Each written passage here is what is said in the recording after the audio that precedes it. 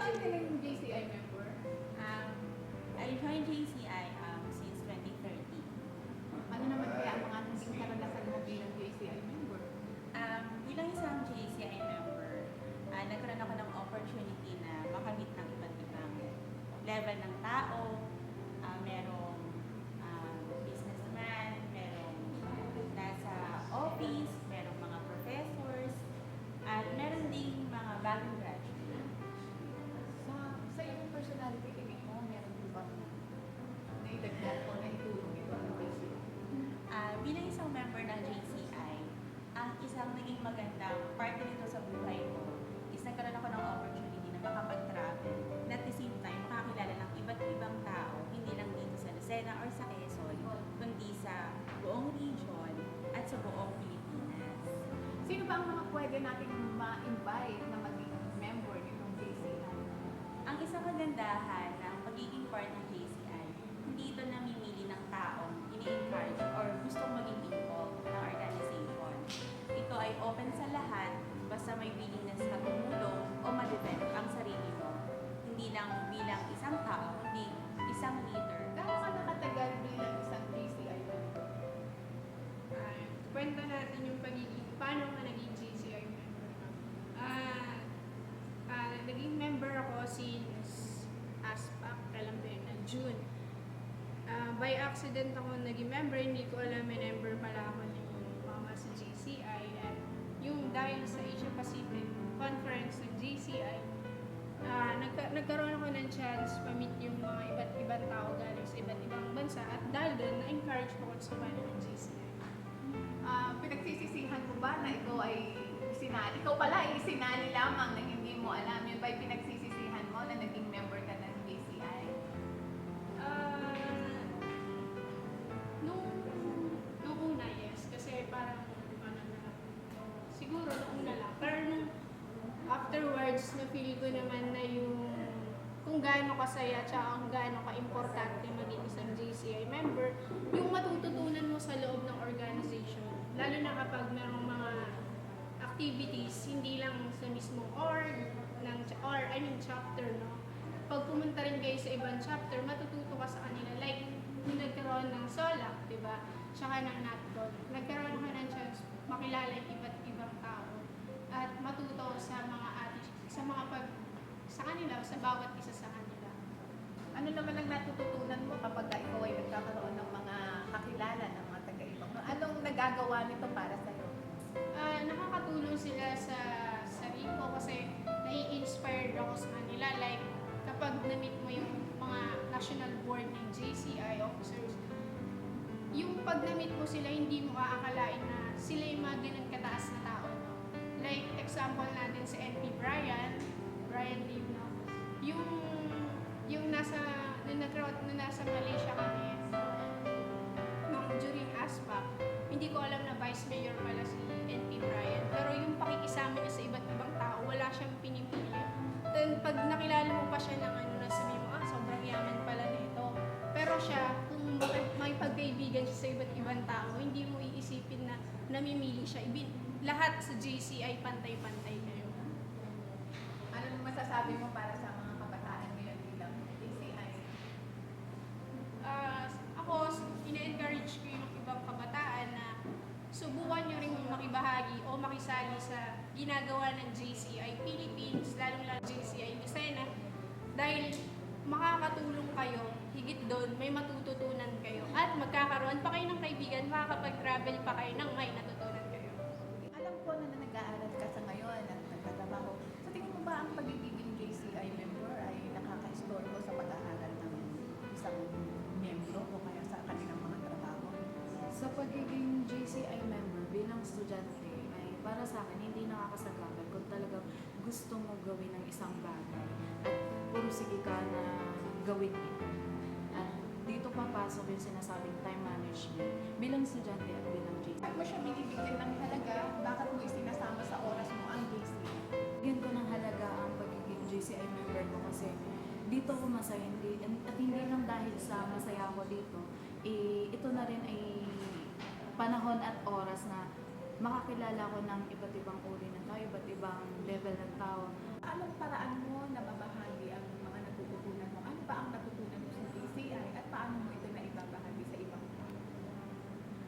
ibabahagi ko to sa ibang tao. Bilang estudyante, ay isang malaki na ring tulong na konting explanation or orientation sa bawat kabataan na mas kailangan nito at talagang gusto nila na maging mamuno sa isang malaking organization. So, kung ikaw ngayon ay nasa harap ng maraming kabataan, ano yung masasabi mo sa kanila para sila ay ma-encourage na sumama sa iyo dahil sa iyong group na JCI? Kung ako ay mabibigyan ng oportunidad na makapagsalita sa harap ng maraming kabataan, ang masasabi ko lamang po sa kanila ay to serve rather be served. Kasi ito ay isang napakalaking privilege at napakasarap sa pakiramdam. Gaano ka nakatagal sa JCI?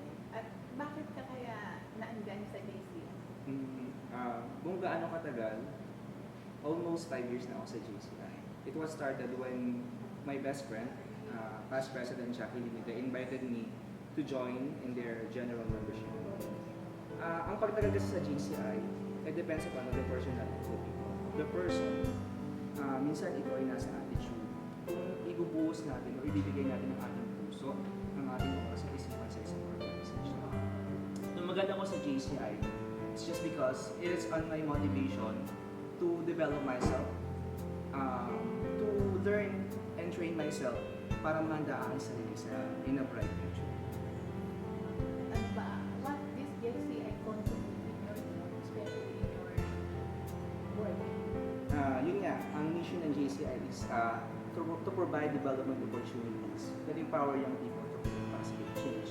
When I joined JCI, doon ko naramdaman na talagang binibigyan ako ng oportunidad ng JCI, ng local organization, as well as the national organization, to motivate myself to develop all my knowledge, all my personal skills and attributes through trainings, through participation in different activities na kinakandak ng national as well as ng local organization, as well as yung pagbibigay o pagdamay sa ating komunidad sa pamamagitan ng paggawa ng mga proyekto na makakatulong sa kanila na makapagpapalago at makapag-develop ng ating komunidad. If you were stand in front how can you deploy? Simple lang ang isasabihin ko sa kanila. Yung mission ng JCI. Kasi sa lahat, ang mission ang pinaka-importante at nakapag-touch sa puso ko at sa buhay ko na JCI, our mission is to provide development opportunities that empower young people to create positive change. In JCI, all the young active citizens will be given an opportunity to grow their personal attributes, their skills, their learnings, their knowledge. And then we're also giving them an opportunity and an exposure para maipakita at mailabas ang kanilang talents at saka mga skills. Sa pagkakaalam ko, pangalawang kautangan ngayon dito sa JCI, ano ba ang dahilan bakit ka nag-stay na mag-member ng JCI at ngayon ay isa ka na rin sa kanilang officer? Sa tingin ko kasi, JCI, when I joined it, it was the best feeling ever na you are able to serve people. So, I guess, mag-i-stay ka talaga dito eh. Having those members and having the opportunity, a chance to serve others and being a part of their development, lalo na yung pag-create mo ng positive change. It's just a nice feeling. So, I guess, if I were able to be a part of a group na alam mo, makabuluhan ang ginagawa, why not? Why not stay? Ano ba ang isa sa mga pinakamagandang na i-contribute ng JCI sa iyong personality? I guess, that's, magiging, yung personality mo, nade-develop, as well as others.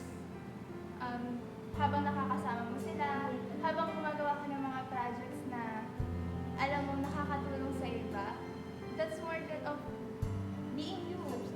Na yung self-confidence mo mataas, and then you're able to help. It's the main part of being a GCI. Tingin mo hanggang kailan ka magiging JCI member? I guess as long as nasa heart ko yung pag-help, Tapos, alam ko na meron pang naidadagdag yung JCI sa pagkatao ko at may naitutulong ko siya sa iba. I guess, mag-i-stay ako dito. Pangatlong taon na sa JCI. Bale, sumali ako ng JCI November 2014. Bale, hindi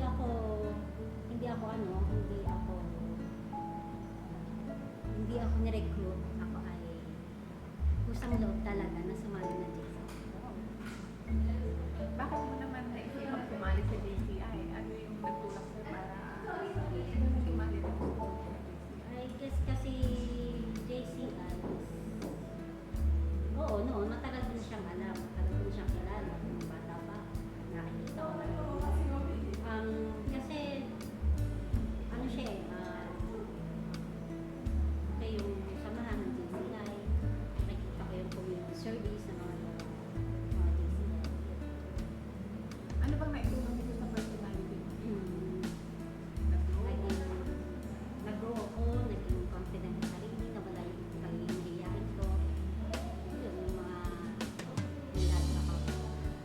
Even meron akong may grupo din ako, di ba? Kaya, di ba, pag sa JCI, marami ka nakikilala, marami kang nakakasalamuhan. Tingin mo ba, gaano ka katagal sa JCI? Tatagal. Bakit magkano? Siguro, forever na. JCI, forever. Balita ko ma'am, noon ang JCI ay ayaw na ayaw mo. Pero bakit kaya ngayon ang JCI ay para sa iyong buhay mo? Part na ng inyong buhay. Ano po bang meron dyan sa JCI na yan? Actually, po nag-join ako sa JCI, yan din yung tanong ko, ano bang mayroon doon? Bakit maraming sumasali? Or kasi nung una talaga ayaw ko kasi nung husband ko is the vice president. Parang laging nandun yung time, nung dumarating sa point na nagsiselos ka kasi JCI na naman, yun yung mga una kong sinasabi. And then, nalaman ko, it's year 2013, na member din pala ako kasi binayad pala ako ng husband ko na gusto niya rin na mag-member ako ng JCI. Kaya pala sinasama niya ako sa mga activities. Yung pala member ako, hindi rin ako aware. Time ni PP Alfred, JCI. Actually, nung una parang, ano ba yan? Alam ko lang siya parang Rotary. Okay, yung parang young version ng Rotary na below 40 years old, kaya dito ka mag-join. Pero later on, habang sumasama ako, nag-join, nakikita ko kasi yung dedication ng JCI na maging be better, to be a better person than you are today. And then nakikita ko yung goal natin na talagang sinasabi natin lagi, service to humanity is the best work of life. So, ako kasi talaga, naakit ako dahil sa Omoyari. Kung ganun parang, what's with JCI na wala sa ibang or in other organizations. So, napaisip mo yung training mo as a member, yung talaga yung magbibigay sa'yo ng skills para masabi mo na ready na ako mag-commit sa JCI. Bilang JCI, na dati ayaw mo, no? Kasi na ikaw ay isa sa presidente ng JCI. Ano ba ang naitulong doon para sa iyong personality? At at the same time, sa inyong buhay? Apo. Sa JCI kasi maraming opportunity. It's yung opportunity mo as an individual person to be better and hindi ka dapat na mag-stop. Like sinabi ko kanina, we have trainings na parang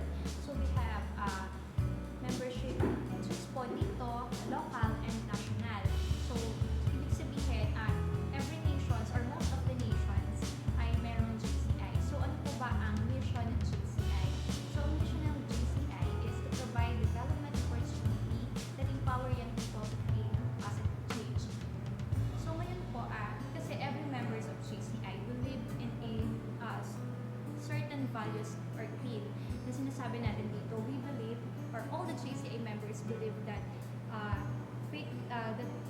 we believe that faith in God gives meaning and purpose to human life.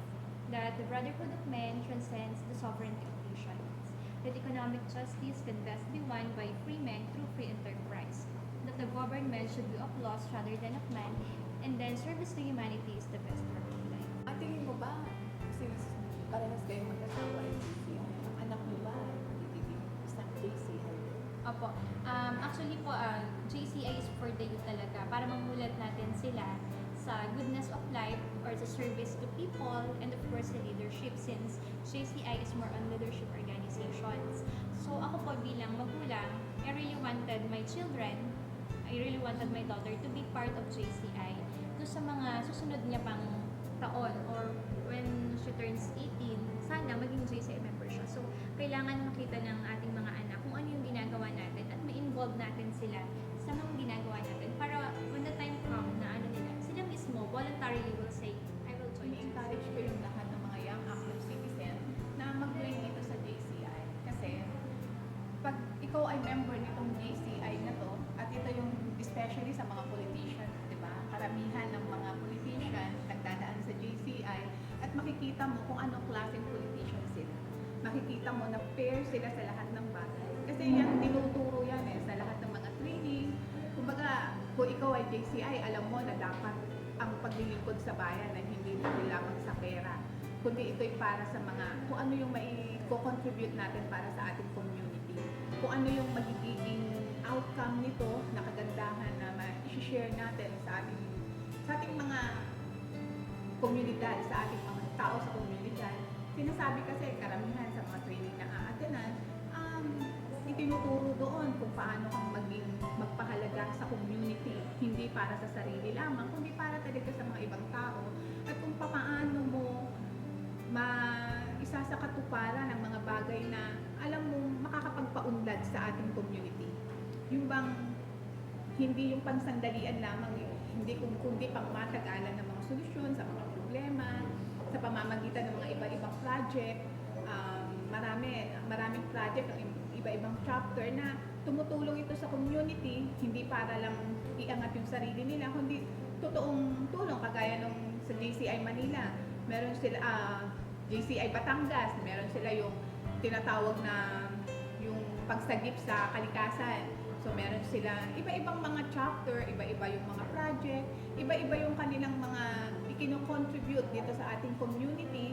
Kaya talagang ang bawat isang member, pag pinapakita sa kanila, ina-assign sa kanila yung mga project, nagiging responsible sila para alamin nila kung ano yung mga dapat na gawin nila sa community, hindi para